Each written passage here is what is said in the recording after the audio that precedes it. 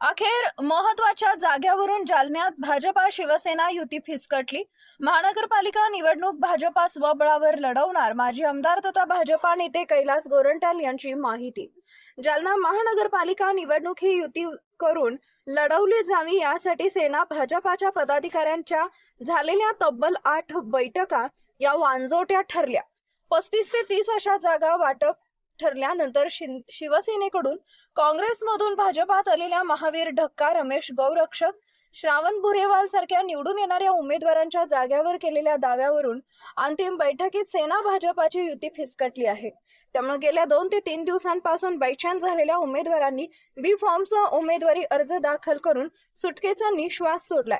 आता अजित पवार गटाच्या राष्ट्रवादी बरोबरच भाजपाही स्वबळावर लढणार असल्याचे भाजपा नेते कैलास गोरंट्याल यांनी म्हटलंय।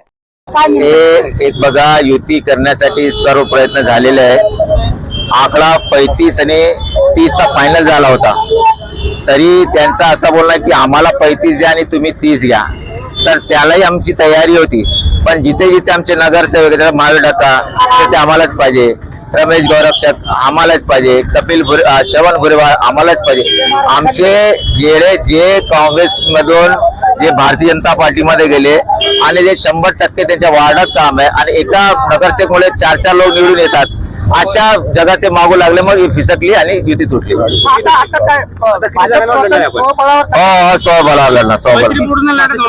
स्वबळावर 65 से 65 लढणार आणि मित्रपक्ष देखील 65 ते मला माहित नाही।